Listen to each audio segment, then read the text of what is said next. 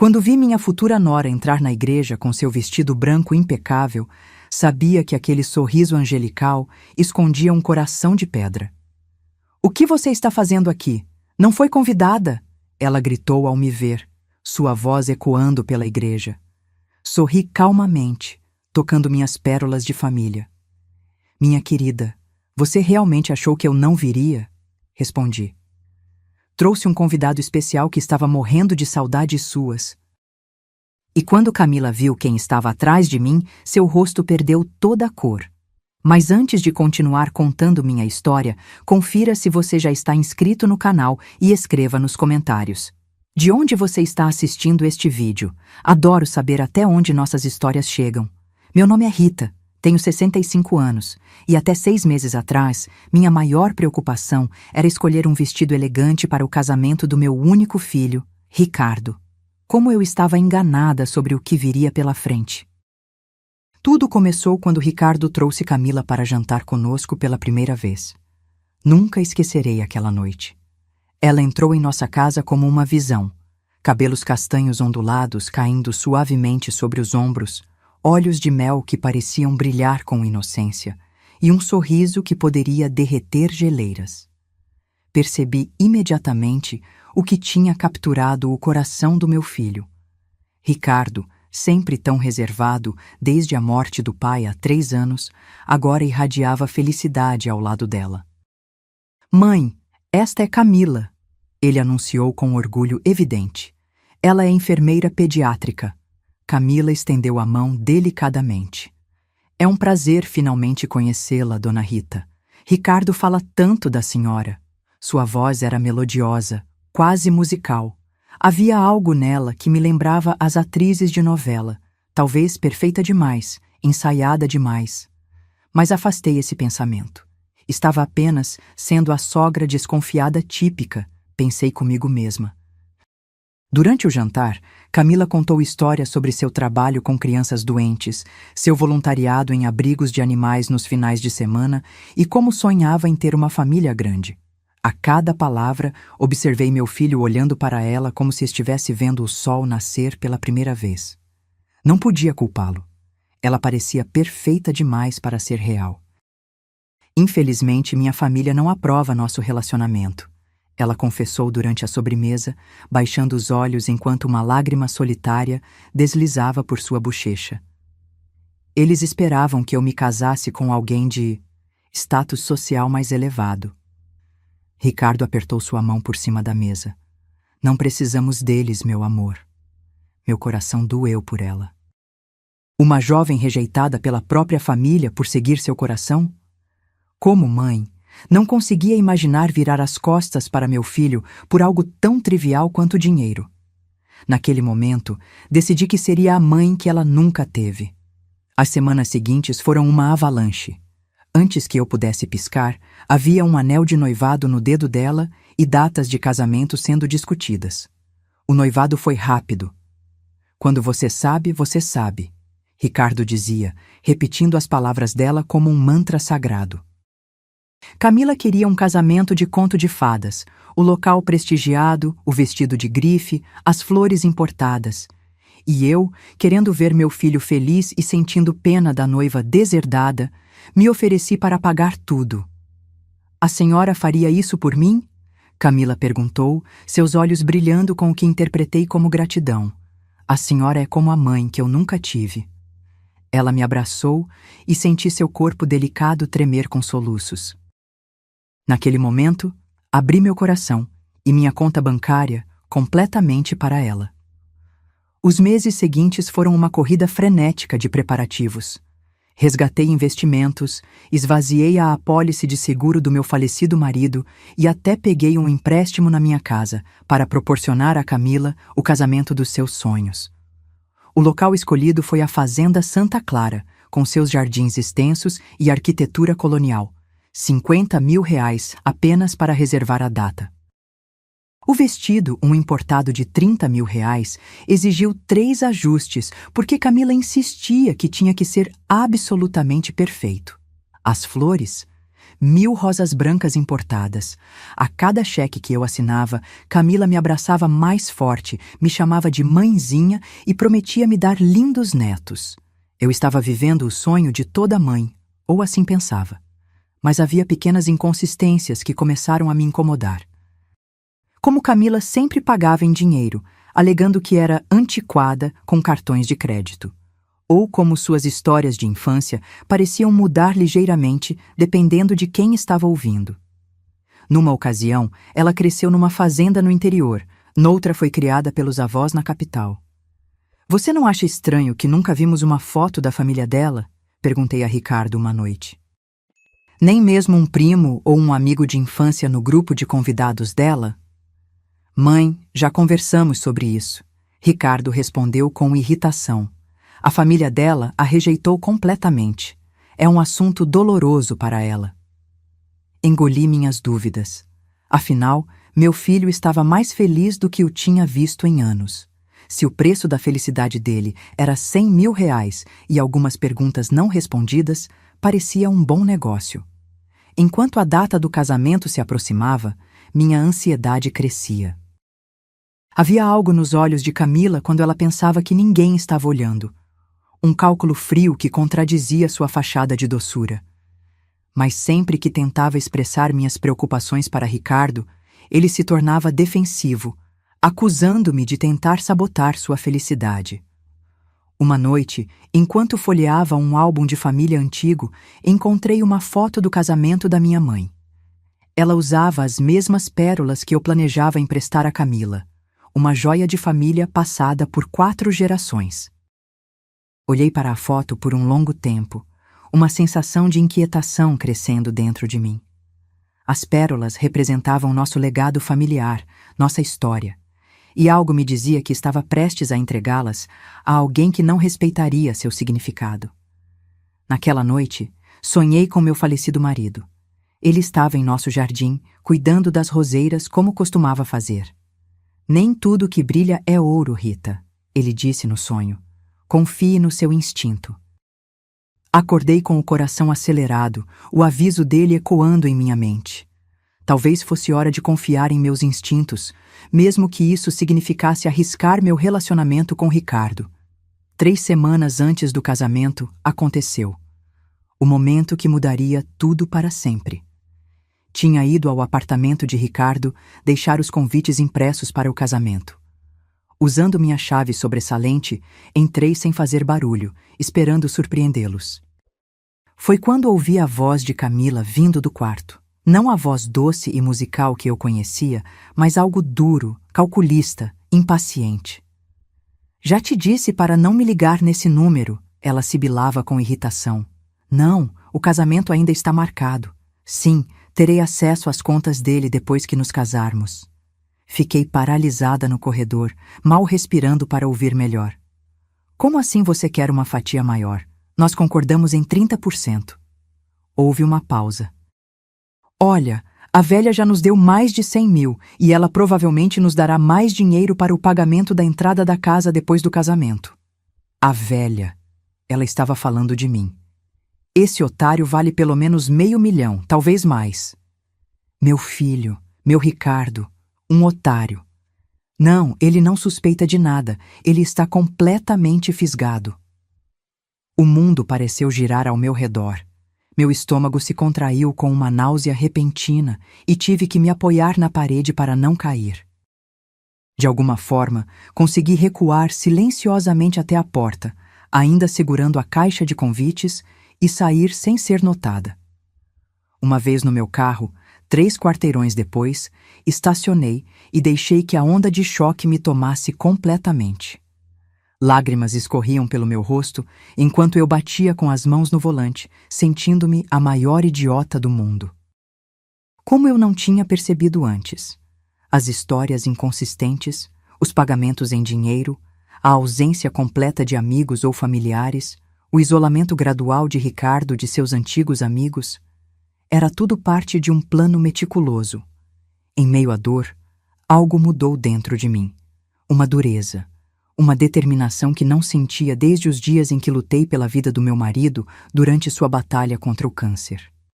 Se Camila pensava que poderia destruir meu filho e roubar nosso dinheiro, ela tinha escolhido a família errada para mexer. Naquela noite, sequei minhas lágrimas e fiz algo que jamais imaginei. Pesquisei detetive particular no meu celular. Era hora de descobrir exatamente quem era a mulher que estava prestes a se tornar minha nora. Na manhã seguinte, me encontrei com Maurício Oliveira em um pequeno café no centro da cidade. O lugar estava quase vazio, perfeito para uma conversa discreta. Maurício era um ex-policial que havia se tornado investigador particular após sua aposentadoria. Um homem de cerca de 60 anos, cabelos grisalhos curtos e olhar atento, que parecia enxergar através das pessoas. Ele vestia um blazer simples e carregava uma pasta de couro surrada.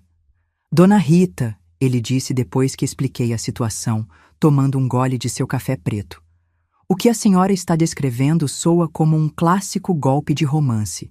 Essas pessoas são profissionais. Elas estudam seus alvos, aprendem o que eles querem ouvir e se tornam exatamente essa pessoa. Um frio percorreu minha espinha. Ouvir alguém confirmar minhas suspeitas tornava tudo ainda mais real. Quanto tempo vai levar? Perguntei, deslizando um cheque substancial pela mesa.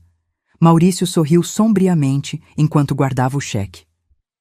Para alguém descuidada o suficiente para usar sua voz real ao telefone? Não muito tempo. Passei os próximos dias numa agonia de espera. Cada vez que Camila vinha à minha casa com novos pedidos para o casamento, Rita, você se importaria se acrescentássemos mais uma mesa de convidados? São apenas mais 5.000. Eu tinha que sorrir e fingir que nada havia mudado. Cada abraço, cada mãezinha que saía de seus lábios agora me causava repulsa. O pior era ver meu filho, completamente enganado, planejando sua vida com uma fantasma. Ele falava sobre a casa que comprariam juntos, os filhos que teriam. Observá-lo tão feliz, tão cheio de esperanças para um futuro que era apenas uma ilusão cruel, partia meu coração repetidamente. 2 semanas depois, Maurício ligou. Rita, você vai querer se sentar para isso. Ele disse, sua voz sombria ao telefone. Eu estava na cozinha preparando chá. Agarrei-me ao balcão, sentindo que minhas pernas poderiam ceder. Camila não existe, continuou Maurício. A mulher com quem seu filho está planejando se casar é, na verdade, Fernanda Moraes, 32 anos. Ela foi presa 2 vezes nos últimos 5 anos por fraude, embora só tenha sido condenada uma vez. A chaleira começou a apitar.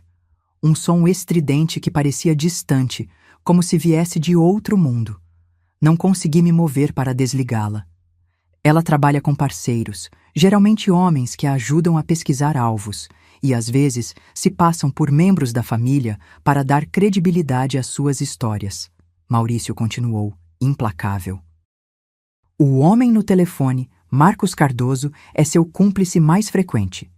Eles estiveram romanticamente envolvidos até cerca de 2 anos atrás, quando ela aparentemente o enganou em R$30.000 e desapareceu. Finalmente consegui desligar o fogão, minhas mãos movendo-se no piloto automático enquanto minha mente girava com essa avalanche de informações. Como você descobriu tudo isso? Perguntei, minha voz quase um sussurro. Software de reconhecimento facial e um bom trabalho de detetive à moda antiga, respondeu Maurício. Fernanda tem usado a identidade de Camila por 8 meses, com documentos falsos e histórico de emprego fabricado. O emprego de enfermeira pediátrica? Ela faz voluntariado ocasionalmente em uma clínica gratuita, o suficiente para tornar a história crível se alguém verificar. Afundei numa cadeira da cozinha, tentando processar tudo. E o pior, Rita, continuou Maurício, ela fez isso antes. Pelo menos 3 vezes que consegui rastrear. Ela se aproxima de homens solteiros com bons empregos, preferencialmente aqueles que perderam recentemente alguém próximo. Um pai, uma esposa, pessoas vulneráveis emocionalmente. Como o meu Ricardo, ainda de luto pelo pai. Ela os conquista, organiza casamentos caros pagos pela família, obtém acesso às contas bancárias e, alguns meses depois, desaparece com tudo o que consegue levar. Fechei os olhos, imaginando o que teria acontecido se eu não tivesse ouvido aquela conversa telefônica. Meu filho, destruído emocionalmente e financeiramente. Nossa casa, perdida. As economias de uma vida, evaporadas. Maurício, disse finalmente, minha voz mais firme do que me sentia. Preciso que você encontre esse Marcos Cardoso. Houve uma pausa na linha. Rita, o que você está pensando? Estou pensando que um homem que tem caçado Fernanda por 2 anos pode estar muito interessado em comparecer ao casamento dela. Quase pude sentir a admiração na voz de Maurício. Você quer levá-lo à cerimônia? Quero dar a Camila, ou melhor, Fernanda, exatamente o que ela merece, respondi. Você pode encontrá-lo? Já o fiz, disse Maurício com eficiência. Ele está morando em São Paulo agora, trabalhando na construção civil. Posso te dar as informações de contato dele em 1 hora. Depois de desligar, fiquei sentada na minha cozinha em silêncio por um longo tempo, o chá esquecido esfriando na xícara. Parte de mim queria correr direto para Ricardo e expor tudo o que havia descoberto. Mas eu conhecia meu filho, teimoso como o pai, e Fernanda vinha trabalhando nele há meses. Ela provavelmente o tinha convencido de que qualquer crítica a ela era apenas ciúme ou uma tentativa de controlar a vida dele. Não, precisava ser algo mais contundente, algo tão público e irrefutável que não haveria espaço para negação ou manipulação. O casamento estava marcado para dali a 10 dias e eu iria garantir que fosse inesquecível, só não do jeito que Fernanda imaginava. Peguei o colar de pérolas da minha avó, aquele que tinha oferecido a Camila para usar no casamento, uma joia de família passada por 4 gerações. Lembrei-me de como seus olhos brilharam ao vê-lo. Não com emoção, percebo agora, mas com a avaliação calculista de quanto poderia conseguir vendendo-o. Você não sabe com quem está mexendo, murmurei para o colar, como se estivesse falando com Fernanda. Uma calma fria tomou conta de mim enquanto o plano começava a se formar em minha mente. Naquela mesma tarde, com as mãos tremendo ligeiramente, disquei o número que Maurício havia me fornecido. 3 toques, e então uma voz masculina, áspera e cautelosa. Marcos Cardoso falando. Respirei fundo. Senhor Cardoso, meu nome é Rita Santos. Acredito que você conheça a noiva do meu filho, embora a conhecesse como Fernanda e não como Camila. O silêncio se estendeu tanto que pensei que a ligação tinha caído. Podia ouvir ruídos de construção ao fundo, martelos, vozes distantes chamando ordens. Onde ela está? A voz dele havia mudado, ficando tensa, urgente. Ela está prestes a se casar com meu filho em 10 dias, respondi, mantendo minha voz firme, profissional. Ela já roubou mais de 100 mil reais de nós e está apenas começando. Acho que podemos nos ajudar mutuamente. Outra longa pausa. Podia quase sentir a desconfiança dele através do telefone. Senhora, não sei que tipo de jogo a senhora está jogando, começou ele. Não é jogo nenhum, senhor Cardoso. Eu a ouvi falando com você ao telefone. Ela disse que o otário, meu filho, valia pelo menos $500 mil. Ela está planejando acessar as contas bancárias dele depois do casamento e provavelmente desaparecer em 6 meses. Sua respiração ficou audível. A senhora ouviu ela falando comigo? Esse sou eu. Nós tínhamos um acordo de negócios até que ela me passou a perna. Então você entende minha posição. Dona Rita, disse ele lentamente, o que exatamente a senhora está propondo? Expliquei meu plano em detalhes. Marcos apareceria no casamento no momento exato, expondo Fernanda publicamente diante de todos os convidados, incluindo meu filho. Seria uma humilhação completa, inegável e absolutamente pública. A senhora quer que eu estrague o casamento? Havia algo como admiração em sua voz. Quero que você a exponha na frente de todos para quem ela tem mentido. Na frente do meu filho. que merece saber a verdade antes que ela destrua a vida dele. Marcos ficou em silêncio por vários minutos. Quando falou novamente, sua voz estava diferente, mais dura. Ela me tirou 30 mil e sumiu no meio da noite. Me deixou com a conta de um quarto de hotel e um carro alugado. Eu a tenho procurado por 2 anos. Então esta é sua chance. O que a senhora ganha com isso? Além de salvar seu filho, quero dizer. Sorri, embora ele não pudesse ver. Justiça, senhor Cardoso. Simples e pura justiça.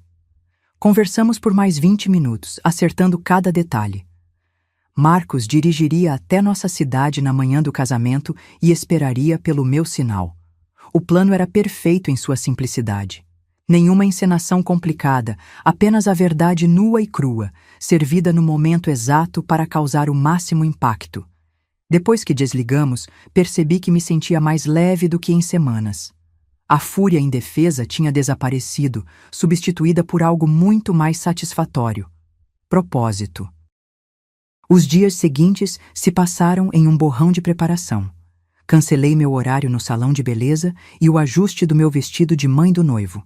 Se eu ia protagonizar uma cena de filme, certamente não seria com cabelo arrumado e vestido novo. 3 dias antes do casamento, comecei a segunda fase do meu plano. Fiz uma série de ligações para todos os fornecedores do casamento: a coordenadora de eventos da Fazenda Santa Clara, a floricultura, a empresa de buffet, o fotógrafo, o DJ. Senhora Costa, é Rita, a mãe do noivo do casamento de sábado, disse a coordenadora, injetando em minha voz o tipo de entusiasmo que só uma mãe feliz consegue. Ah, dona Rita, que bom ouvir a senhora. Espero que esteja animada para o grande dia. Se ela soubesse. Na verdade, estou ligando porque houve uma mudança no arranjo de pagamento. A família da noiva decidiu cobrir o saldo final, afinal. Fiz uma pausa, deixando minha voz se encher de prazer.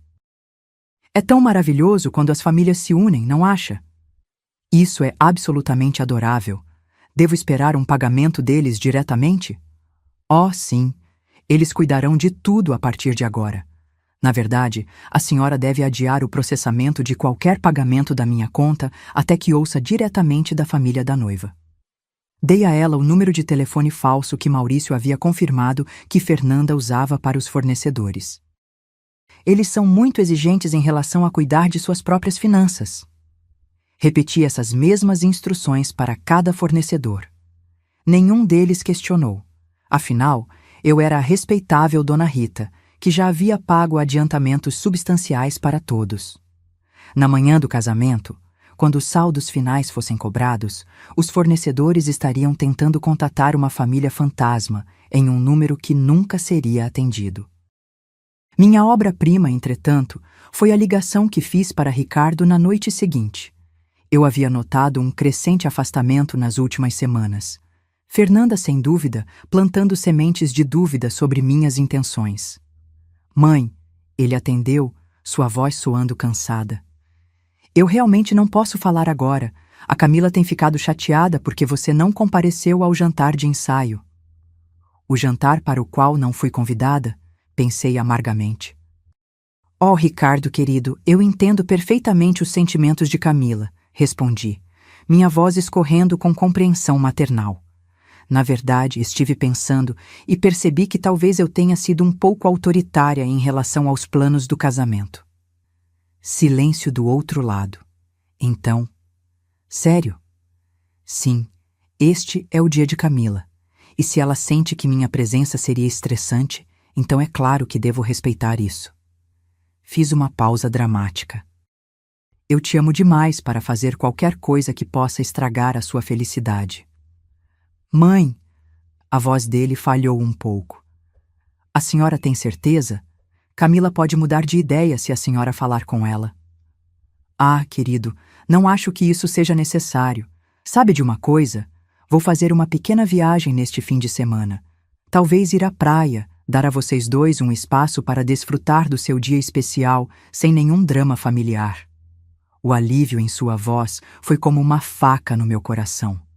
Isso é realmente muito atencioso da sua parte, mãe.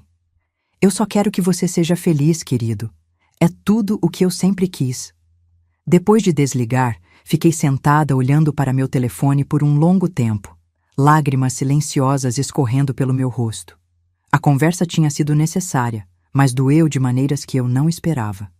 Ricardo realmente acreditava que eu era o problema, que minhas preocupações vinham de egoísmo ou ciúme, em vez de instinto maternal.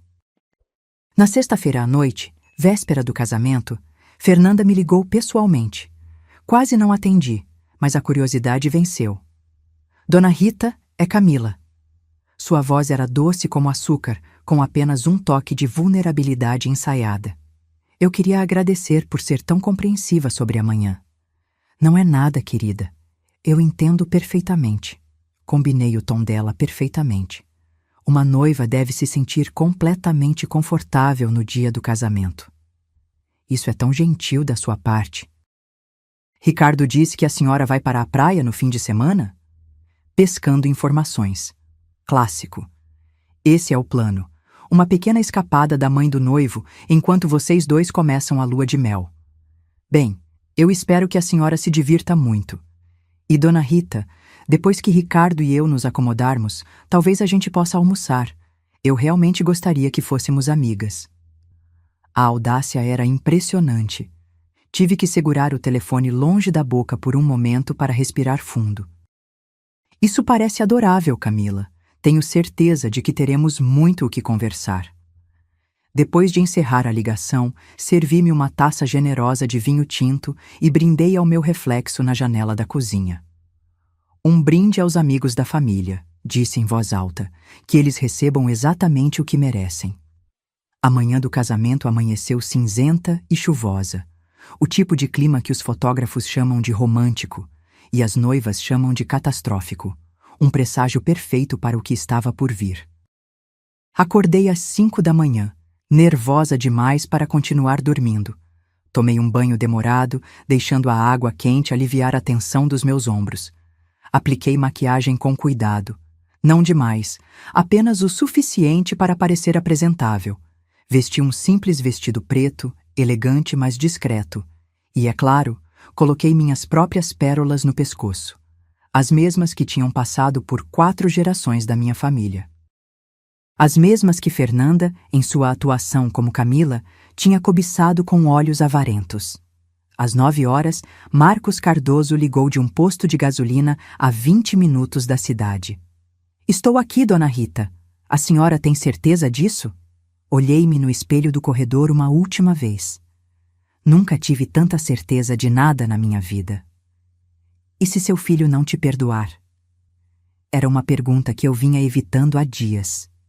Então, terei salvado ele de uma mulher que o teria destruído financeira e emocionalmente. Às vezes, o amor significa ser o vilão na história de outra pessoa até que ela esteja pronta para ver a verdade. Caramba, a senhora é mais durona do que parece. Quase sorri. Senhor Cardoso, eu criei um filho sozinha, enterrei um marido e sobrevivi a 65 anos neste país. Sou mais durona do que pareço. O casamento estava agendado para as 2 da tarde, com a recepção imediatamente em seguida no grande salão de festas da propriedade. Eu tinha cronometrado tudo perfeitamente. Marcos chegaria ao local às 13h30 e esperaria no carro até que eu lhe enviasse uma mensagem. Eu entraria pela entrada do jardim, uma rota que conhecia bem das minhas múltiplas visitas ao local, e me posicionaria onde pudesse ver a cerimônia se desenrolar.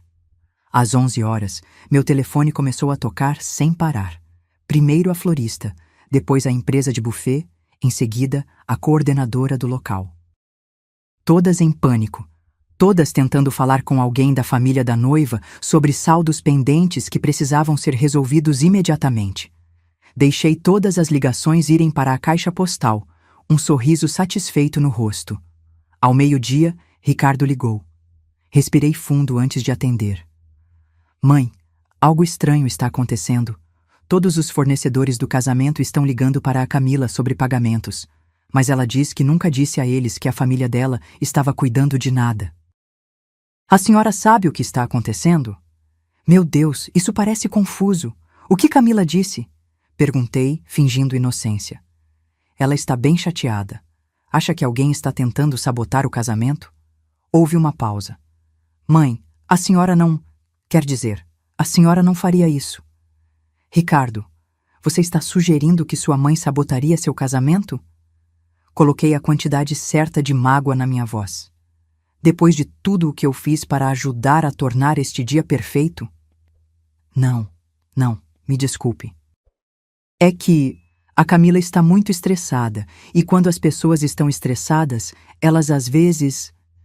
elas procuram alguém para culpar, completei gentilmente. Não se preocupe, querido. Tenho certeza de que é apenas um erro de fornecedor. Essas coisas acontecem. O importante é que você está se casando com a mulher que ama hoje. Se ele soubesse o quão verdadeira essa afirmação estava prestes a se tornar... Às 13 horas, peguei minha bolsa, as chaves do carro e o celular. Olhei uma última vez para a foto de Ricardo na parede. Ele, aos 5 anos, sorrindo sem os dentes da frente, confiante que sua mãe resolveria qualquer problema do mundo.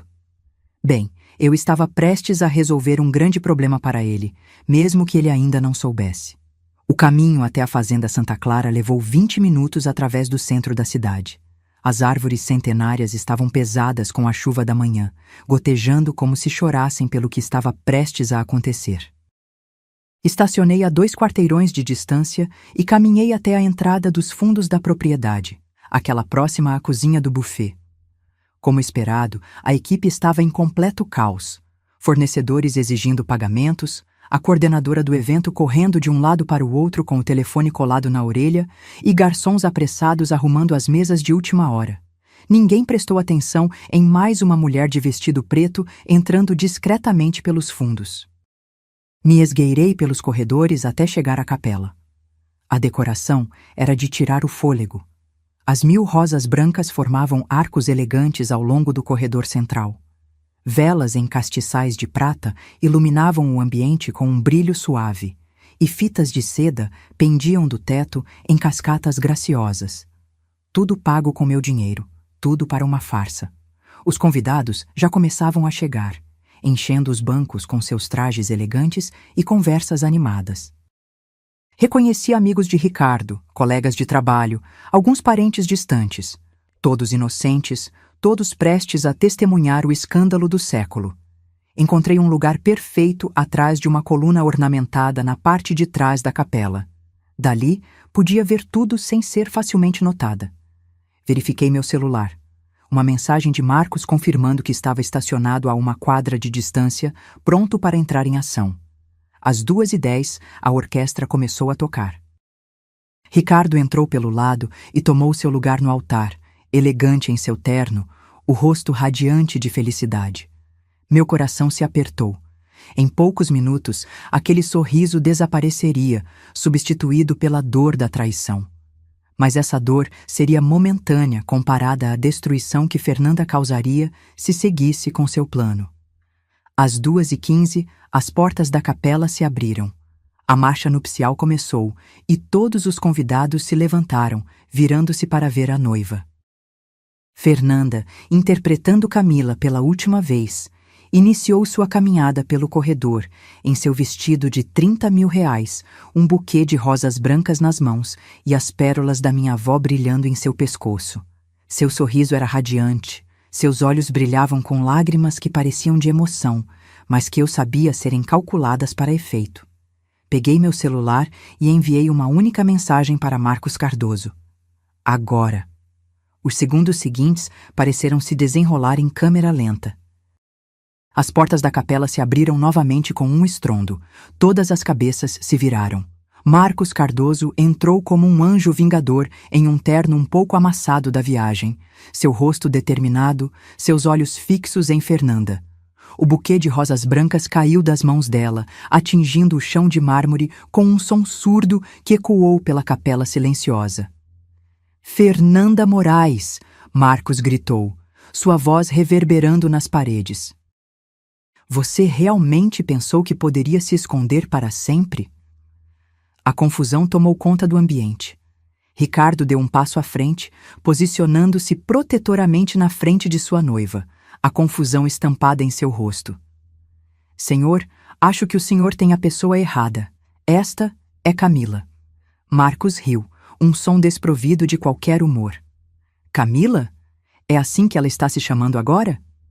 Ele enfiou a mão no paletó e puxou uma pasta. O nome verdadeiro dela é Fernanda, e ela é uma golpista profissional. Eu deveria saber. Eu era o parceiro dela até que ela me roubou 30 mil reais. Isso não é verdade. A voz da minha nora era estridente, desesperada. Ricardo, eu não conheço este homem. Ele claramente está louco. Mas eu podia ver as rachaduras se formando em sua atuação. Suas mãos tremiam, e aquela voz doce como mel tinha desenvolvido uma aspereza que não estava lá antes. A máscara finalmente estava caindo. Marcos abriu a pasta e segurou fotografias para que todos pudessem ver.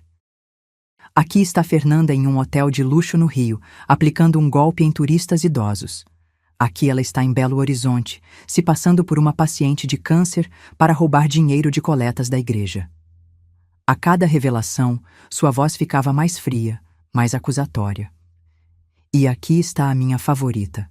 Fernanda saindo do nosso quarto de hotel em Salvador com minha carteira, meu relógio e o anel de noivado que eu fui estúpido o suficiente para comprar para ela. O rosto de Ricardo estava pálido como a cera das velas que nos rodeavam. Camila, do que ele está falando? Ele está mentindo. A voz dela falhou. Ricardo, você me conhece. Nós vamos nos casar. Eu te amo. Amor? Marcos gritou. Senhora, você não reconheceria o amor se ele te mordesse.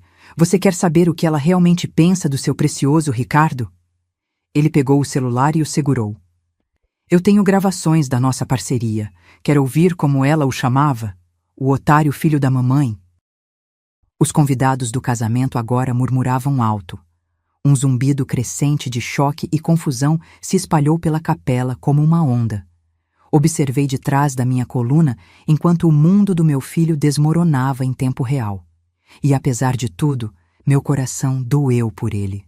Mas minha nora Camila, ou melhor, Fernanda, não tinha acabado de lutar. Ela era boa demais no seu trabalho para desistir facilmente. Mesmo que algo disso fosse verdade, ela disse, forçando a voz de volta à sua doçura praticada. As pessoas podem mudar. Eu não sou mais essa pessoa. O Ricardo acredita em segundas chances. Não é, querido? Era uma manipulação magistral, apelando para a decência fundamental de Ricardo e fazendo-o escolher entre acreditar na redenção humana ou aceitar que a mulher que ele amava era uma completa invenção. Infelizmente para Fernanda, eu tinha dado a Marcos mais uma peça de munição. Segundas chances? Marcos sorriu friamente. Conte a ele sobre o outro otário, Fernanda. O que você está trabalhando agora? Ricardo se virou para olhar para sua noiva, e eu vi o momento exato em que a dúvida se infiltrou em seus olhos. Do que ele está falando, Camila? Eu não tenho ideia. Mas a voz dela era muito rápida, muito defensiva. Marcos consultou o celular. Deixa eu refrescar sua memória. 3 semanas atrás você me ligou pedindo conselhos sobre uma velha solitária que já te deu 100 mil reais. O silêncio que se seguiu foi ensurdecedor. Todos os olhos na capela se voltaram para Fernanda, esperando por sua resposta. Observei o rosto do meu filho se transformar enquanto a compreensão lentamente surgia. E tive que me agarrar à coluna para não revelar minha posição ainda. Isso. A voz de Fernanda falhou. Ela tentou novamente. Isso foi tirado de contexto. Contexto? A voz de Ricardo era quase um sussurro. Você chamou minha mãe de velha solitária? Ricardo, não, eu não quis dizer isso. Ela estava perdendo o controle, sua voz cada vez mais desesperada. Este homem está tentando... Tentando o quê? Dizer a verdade? A voz de Ricardo estava ficando mais forte. A raiva substituindo a confusão. Minha mãe nos deu tudo. Ela esvaziou a poupança dela para o nosso casamento. Ela pegou um empréstimo para que você pudesse ter o seu casamento dos sonhos. Os convidados do casamento estavam em silêncio total agora, absorvendo cada palavra deste drama que se desenrolava diante deles. Avistei várias pessoas gravando com seus celulares, incluindo o melhor amigo de Ricardo, que parecia estar transmitindo todo o desastre ao vivo. Marcos não tinha terminado. Ele era um homem com 2 anos de raiva acumulada e agora tinha uma plateia cativa. "Você quer saber a cereja do bolo?" Ele perguntou, dirigindo-se tanto a Ricardo quanto aos convidados chocados.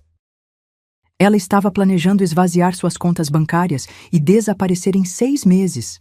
É o cronograma padrão dela, tempo suficiente para estabelecer o direito legal a bens matrimoniais, curto o suficiente para evitar se apegar demais. "Pare com isso!" Fernanda implorou, lágrimas agora escorrendo livremente pelo seu rosto, borrando a maquiagem perfeita. Mas se eram lágrimas genuínas ou parte da atuação, eu não conseguia dizer. Ricardo se afastou dela. Seu rosto tinha uma expressão de nojo e traição. "É verdade? Alguma coisa disso?" Fernanda olhou ao redor desesperadamente, como um animal encurralado buscando uma fuga. As portas da capela estavam bloqueadas por convidados curiosos que se aproximaram para ouvir melhor. O altar não oferecia santuário. Finalmente, seu olhar varreu a multidão e encontrou o meu através do espaço lotado. Nossos olhos se encontraram por um segundo que pareceu se estender para sempre. Vi o reconhecimento florescer em seu rosto, seguido por um ódio puro e incandescente. Ela sabia exatamente quem tinha orquestrado este momento. "Você", ela sussurrou, apontando diretamente para mim. "Isso foi coisa sua." Todas as cabeças se viraram para seguir o dedo acusador dela, e de repente me vi no centro das atenções de uma forma que eu nunca tinha pretendido, tanto para ficar escondida até o final. Os olhos de Ricardo se arregalaram quando me avistou. "Mãe, o que a senhora está fazendo aqui? A senhora disse que ia para a praia." Saí de trás da coluna, ajeitando minhas pérolas com o máximo de dignidade que pude reunir. "Eu menti, querido. Algo que aprendi assistindo os especialistas." "A senhora orquestrou isso?" A voz de Ricardo era uma mistura de horror e admiração. "Eu expus isso", corrigi. Há uma diferença. Fernanda tinha encontrado sua voz novamente, e com ela, seu talento para a manipulação. "Ela está com ciúmes, Ricardo", gritou apontando para mim. "Sua mãe não suportou que você me escolheu em vez dela. Ela contratou este homem para destruir nosso casamento, porque ela quer controlar sua vida para sempre." Foi um esforço inteligente de última hora, jogando com todos os estereótipos de sogra existentes. Por um momento, vi a dúvida voltar aos olhos de Ricardo. 32 anos de manipulação praticada de Fernanda versus 65 anos do meu amor e sacrifício.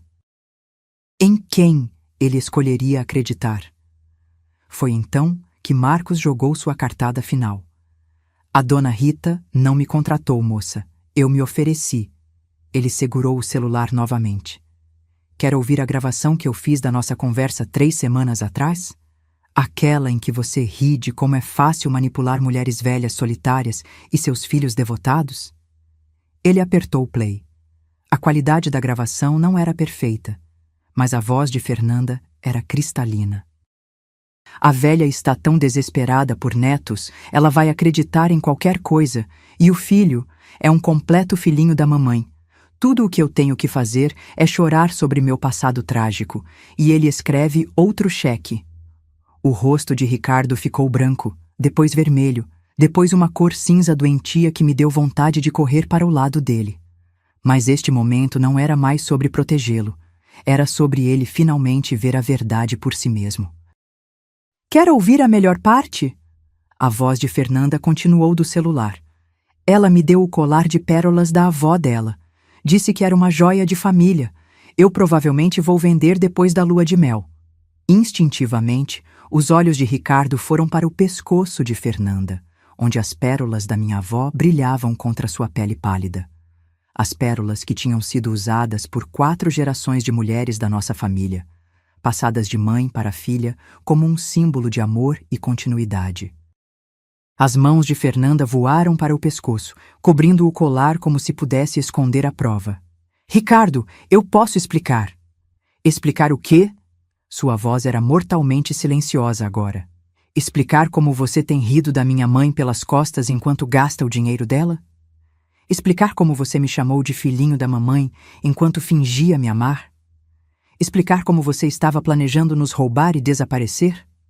A luta saiu de Fernanda de uma vez.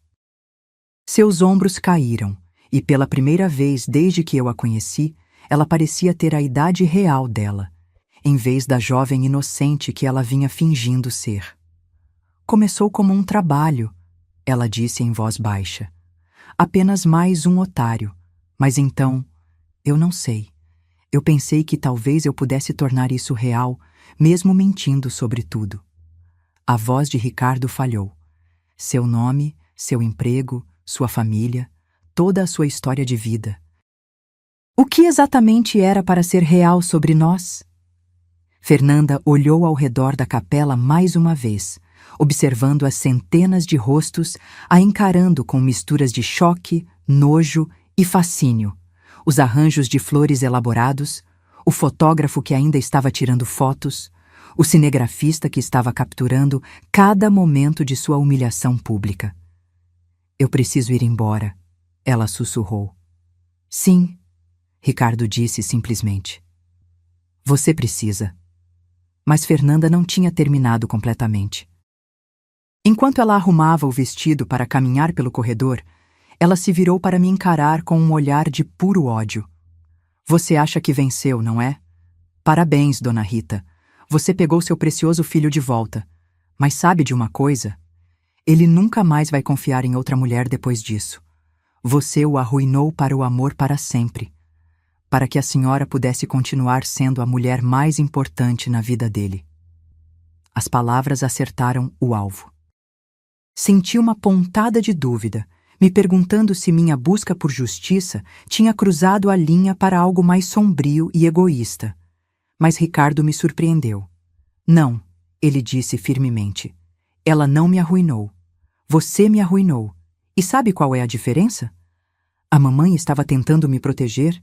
Você estava tentando me destruir. O rosto de Fernanda se contorceu de fúria. Você vai se arrepender disso. Ambos. Eu tenho amigos, conexões. Isso não acabou. Marcos se adiantou, sua expressão divertida. Na verdade, acabou sim.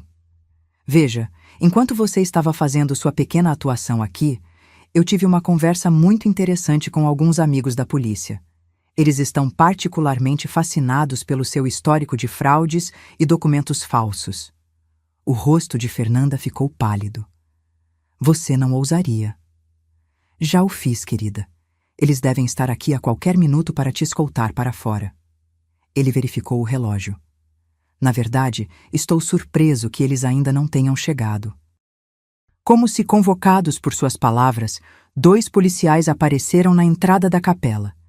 Eles se moveram com a passada determinada de autoridades, e a última esperança de Fernanda por uma saída digna evaporou.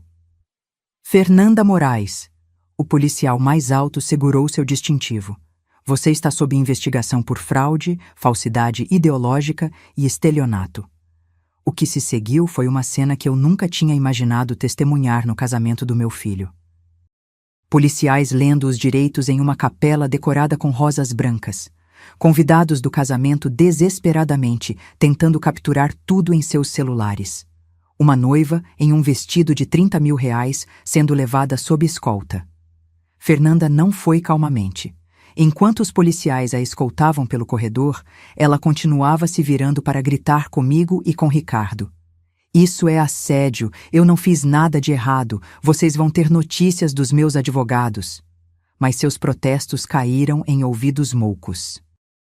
Metade da capela estava gravando sua prisão, e a outra metade já estava enviando a notícia por mensagem para amigos e familiares. Depois que os policiais saíram com Fernanda, um silêncio estranho se instalou sobre a capela. 300 convidados do casamento sentados em seus bancos, sem saber se deviam sair ou ficar, parabenizar ou lamentar. O padre ficou no altar, parecendo completamente perdido. Ricardo permaneceu no altar, ainda usando seu terno, olhando para as portas por onde sua noiva tinha acabado de ser escoltada. Eu queria ir até ele, mas algo me segurou. Este era o momento dele para processar, para lamentar, para descobrir o que viria a seguir. Finalmente ele se virou para encarar a congregação. Bem, ele disse, sua voz ecoando pela capela silenciosa. Isso é estranho.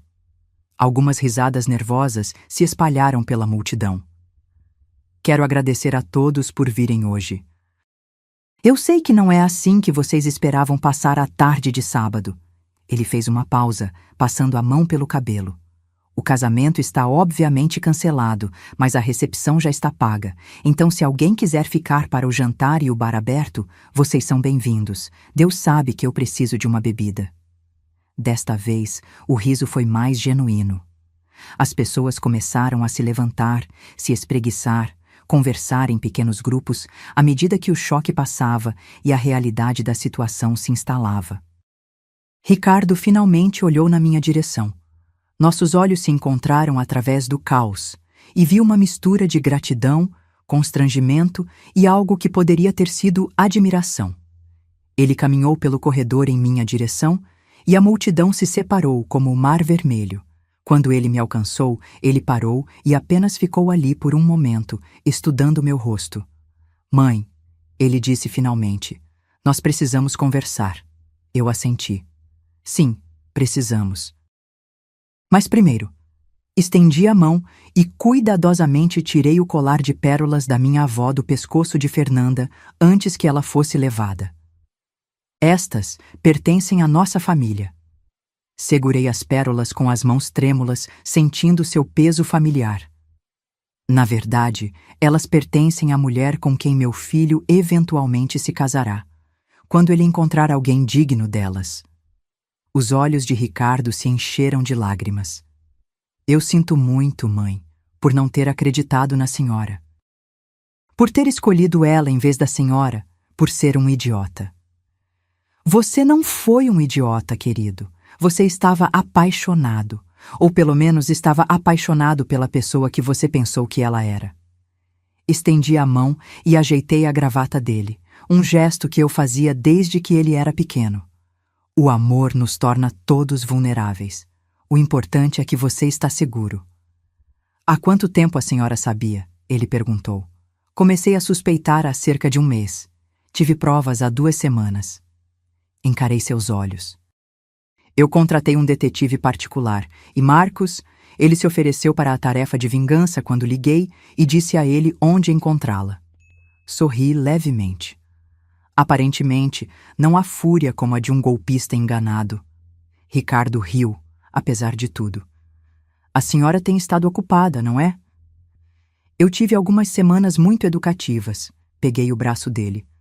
Agora, o que você acha de irmos enfrentar a música na sua não recepção? As pessoas vão ter perguntas. A recepção que não era uma recepção acabou sendo a festa mais honesta que eu já tinha participado. Com a pretensão de uma celebração de casamento retirada, as pessoas relaxaram de uma forma que nunca fazem em eventos formais. O bar abriu cedo, a banda tocou músicas animadas em vez de clássicos de casamento e as conversas fluíram com o tipo de autenticidade que só vem depois de um trauma compartilhado. Ricardo se portou com mais graça do que eu ousei esperar. Ele circulou pelo salão, agradecendo às pessoas por virem, pedindo desculpas pelo drama e aceitando condolências com bom humor.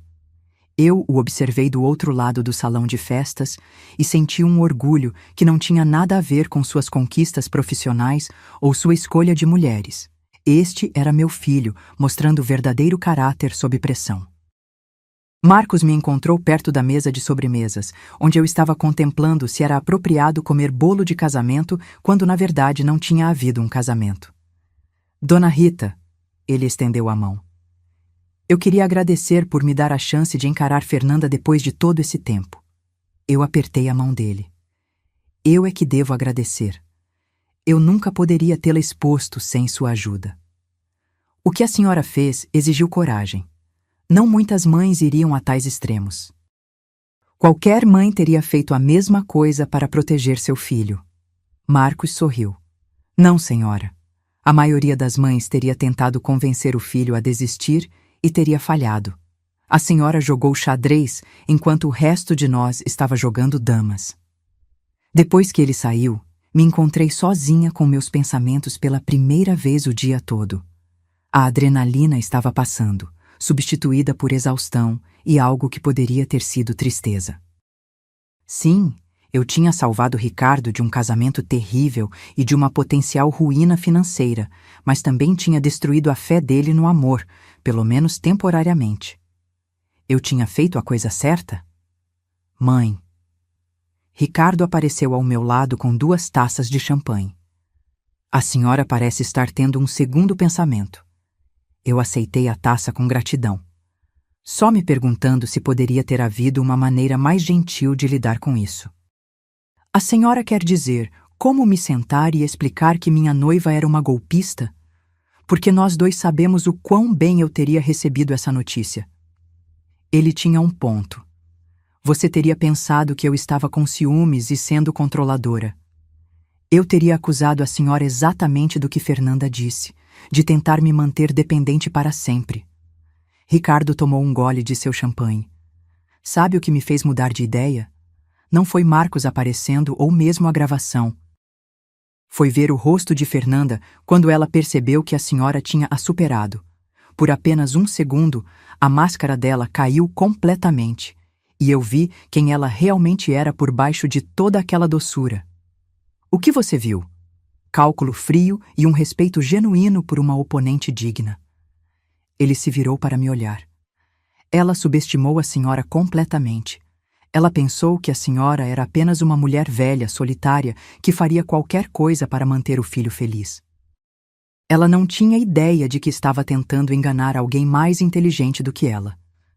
Não tenho certeza sobre mais inteligente, talvez apenas mais motivada. Mãe, a senhora orquestrou a exposição de uma golpista profissional usando o próprio parceiro dela e a polícia. Isso não foi apenas instinto maternal. Isso foi estratégia. Ficamos em silêncio confortável por um tempo, observando nossos amigos e familiares aproveitarem a festa que tinha ressurgido das cinzas do desastre. A banda agora estava tocando jazz, e vários casais tinham começado a dançar. Eu tenho uma confissão, Ricardo disse eventualmente. O que é? Parte de mim está aliviada, não pela humilhação pública ou pela prisão, mas... Ele fez uma pausa, procurando as palavras. Algo sempre pareceu errado com a Camila.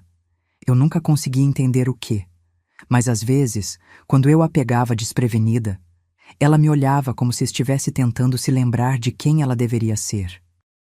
Por que você não disse nada? Porque eu pensei que era apenas estresse do casamento e porque...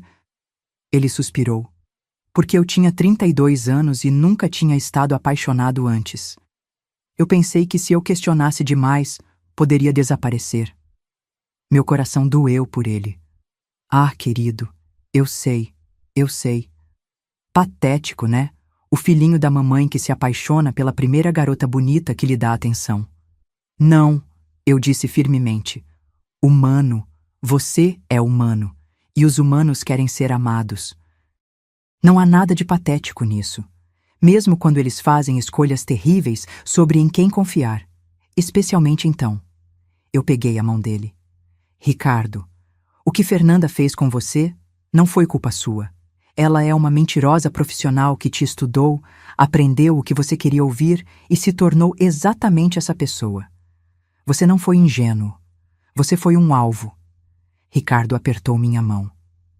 Obrigado, mãe, por tudo. Por ter enxergado através dela, por me proteger e por fazer isso de uma forma que garantiu que eu não pudesse ignorar a verdade. De nada. Mas da próxima vez que você se apaixonar, talvez me apresente mais cedo no processo. Ele riu. Da próxima vez que eu me apaixonar, vou fazer uma verificação de antecedentes completa primeiro.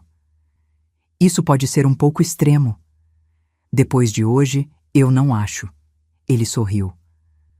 Além disso, eu aprendi algo muito importante hoje. O quê? Nunca subestime uma mãe brasileira. Aparentemente somos muito mais perigosas do que parecemos. Eu sorri, me sentindo mais leve do que em meses. Sua avó teria ficado orgulhosa. Ela teria adorado ver tudo isso. Ricardo levantou a taça. Um brinde à justiça, servida gelada com um acompanhamento de humilhação pública. Eu levantei minha taça para encontrar a dele. Um brinde à família e a saber quando lutar pelas pessoas que você ama. Enquanto brindávamos, percebi que, apesar de tudo, das mentiras, da traição, do espetáculo público, eu estava exatamente onde eu pertencia. Ao lado do meu filho, que estava seguro e livre, e finalmente vendo claramente novamente. Às vezes, os melhores casamentos são aqueles que nunca acontecem. Agora, se você gostou dessa história, já clica nesse próximo vídeo que está aparecendo na tela porque nele a história de traição e reviravolta como você nunca viu antes.